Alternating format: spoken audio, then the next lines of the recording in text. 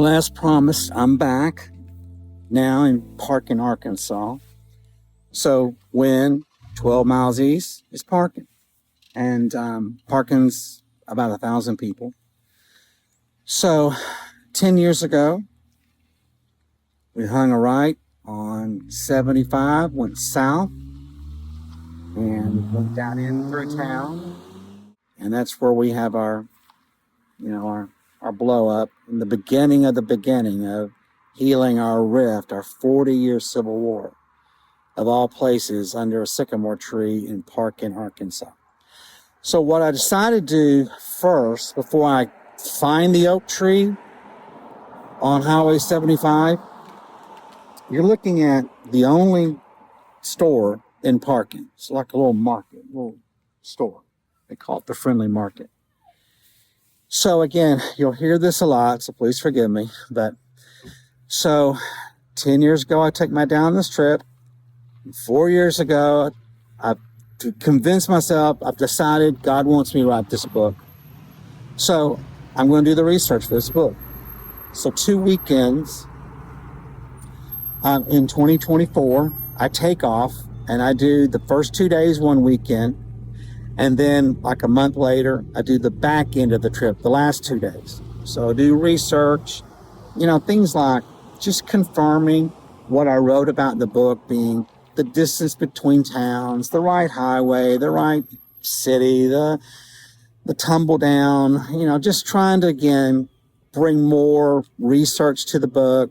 And so the book is factual and actual. So, all right. So again, you got John A. Brenner, my dad's cousin. I've heard a lot of good things about him, never have met him. So I'm pulling out of Cogbill Cemetery 4 years ago, and the caretaker, he's out there riding around mowing in his big old huge, John Deere tractor. And he keeps looking at me. Now, I'm the only one in the cemetery. And I'm there 15, 20, 25 minutes, again, kind of doing my research, just trying to give them, trying to get my bearings. And so, again, I can write and describe about the crepe myrtles and the whispering pines, blah, blah, blah. And he kept driving around his tractor, but when he was driving, he was looking at me. He'd be driving on, and this is like, I don't know how many acres, but this is not like a little lot. This is a pretty good sized cemetery. The guy wouldn't leave me alone. So finally, I'm done, and I get in my car, and he runs across from me in the road, jumps off his lawnmower, and I know he's like, you need to talk to me. And so I pull up, and I'm like, do I talk to him? Do I not talk to him? Do I talk to him? Do I not talk to him? Roll down the window, put in park. Hi, how you doing? I'm good. I take it that you're the caretaker? Yeah. Okay. Well, I'm Wells.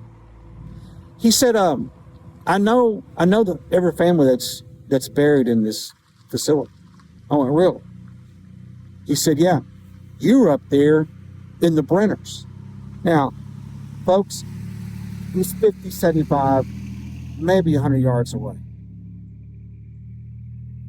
And there is a lot of graves, markers, and tombstones, monuments. The dude knows his biz. And he goes, are you a Brenner? I went, I am. He goes, what can I do for you? Well, I'm in the middle of writing this book, took my dad back to his roots, blah, blah, blah.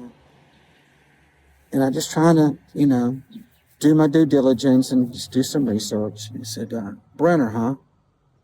He said, you ever met John A? No.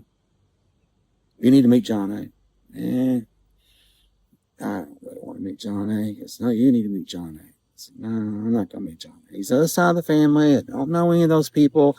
I'm sure they're amazing people, but I just want to get in and get out. I want to get back to Dallas, get back to my work, back to my writing, check the boxes that I've done my research. He goes, I'm telling you, you need to go by and meet John A. He lives over in Parkin. He said, I just saw him like 2 weeks ago at the Walmart in Wynn. And That guy, I don't know how old he is. He's got to be in his 90s. I went, okay. He goes, you really need to go to Parkin, Wallace. I'm just telling you, before you go home, Dallas, you need to go to Parkin. And you need to meet him. Yes, I tell you what, you go to Parkin, you come up to the yellow blinking light, you take a right, you take a left, you take a right, take another left, then another left, and around the corner is a right. That's his house. And I'm just, my head's just kind of spinning like, I can't even keep up with all the fast directions. And so I went, okay. Thanks for the news. Love you. See you later. I come down the little road before I hit the little main two-way 64. Do I take a right and go back to Wynn and start going back to Little Rock and heading down into Dallas? Or do I take a left and go to Parkin? And part of my deal was I knew I needed to revisit Parkin, what happened between me and my dad. So that was playing on my mind, my emotions. And again, I heard so many good things about John A., but I'm like, I don't need to meet John A. It's a little late in life. So I was going to call Missy. I've talked to Missy for 2 days. Out in the sticks, in the hot cities, in towns, no problem with reception. I promise you, I swear. I tried to call her, and no service on my phone, no service. So now I'm wondering, what do I do? I'm thinking if I go walk up on him, bang on his door, I might be looking at a barrel of a shotgun. I don't know what he thinks about me and my side of the family. Sit there, try to ask God. Of course, God goes crickets on me. So I'm thinking, what do I do? I'm going to Parkin. So go into Parkin, and I'm trying to recover. Take a right, then a left, then a right, then a left, then around a cove, and then a right, then around a cove, and then roundabout and then a left, and his house, go in the corner. I mean, I truly go into Parkin, and I'm thinking this guy's, he's very successful farmer, big operation. He probably has something like antebellum home, like Gone with the Wind. Surely I'll find this house. I can't find it. And all the houses are just wrenched out houses. I'm like, I can't find this dude's house. So I come to the market Saturday, and the place is chock full of cars, people. And I walk in, and man, they recognize me as a visitor. Somebody passing through. And they had a butcher in the back, grocery store, and I swear they had picnic tables set up where people were eating, but wooden floors, rough. Not your HEB that I'm used to up in North Dallas. So I go in, and I'm just like, I'm a duck out of water. Sheriff comes up to me, only sheriff in town. He goes, can I help you? You look lost. I said, well, I'm from Dallas. I'm looking for a man by the name of John A. Brenner. Try John A. Brenner? And how you know John A. Brenner? Well, my last name's Brenner. I mean, it's part of the family. Don't know how the family. He goes, well, we're kind of protective of John A. around here. I went, apparently so. I'm trying to find his house. You don't know where he lives, but he's part of your family? Officer, work with me, please. I'm trying to find him. I've never met him. Good things about it. My dad has died. I'm writing a book, and I want to meet John A. He goes, follow me. Gets in his squad car. Takes me about 3 blocks. Pull up right to his house. Sure enough, it's on the corner lot, just like the guy in Wynn told me. This is not in the book. Missy always told me, she goes, honey, there are so many cool stories. You could write a book about writing the book. You could write a book about writing the book. I had a dream about Shaquille O'Neal. I mean, I just had some crazy encounters and confirmations. All right, so let's get back today. So I pull up on the side of this lot, and I'm decided I'm not going to go through the front door. I don't know why. I feel led. I'm going to go through the back door, screen back door that looks like maybe goes to the garage. So when I come up, he's got this big old long driveway, and there's a Cadillac and there's a Ford F-150 truck sitting under, an overhang. And the door's open, and 2 feet are sticking out of the back of the crew cab. And I'm thinking, and they're not moving. And I'm thinking that, is the dude dead? I mean, he's not moving. And I come up on the apron of the street and the apron of the driveway, and I'm just kind of frozen. I'm thinking, dude, nobody's moving. I'm thinking, is this guy dead? Or is somebody in the truck is dead? It's crazy. Finally, maybe 30 seconds later, see somebody in there jostling around, something. So I walk up, and I get with him about 15, 20 feet. He comes out, pops up, and he's looking at me. And he goes, "Hey, friend, how you doing? Hadn't seen you in a long time." And I'm thinking, you've never seen me. So I walk up closer, and I said, "John A.?" He said, "Well, you know it." And I said, "I've never met you." And we get about probably 6 feet apart, 5, 6 feet apart. And he's in jeans and work boots. He's got a long sleeve shirt on. And I think he had a hat on, if I remember. But bless his heart, you can see the cataracts in his eyes. Just give me a little bit of that information. He's looking at me, and he goes, I get closer. He goes, "Yeah, I haven't seen you in a long time." I said, "John A., I've never met you." He goes, "You've never met me?" He said, "Come closer, come closer." I get within 2, 3 feet. He goes, "Well, who are you?" I said, "I'm Kirby Brenner's son." He looked at me, and you could see the blood draining in his face. He goes, "Are you Wells?" I went, "Yeah." He goes, "Hallelujah. I've been wanting to meet you ever since I learned your story from your dad." Gives me a big old bear hug. And I'm like, what has just happened? And he goes, "What are you doing here?" I tell him about the trip, tell him about the book, tell him about the research. Invites me into his house. It's crazy. I walk into his house, and I stepped into a 1970s time zone. There's avocado cabinets. There's yellow oven cooktop. There's that brown, yellow sunflower wallpaper. Paper's starting to pull back from the wall. It's peeling from the wall. And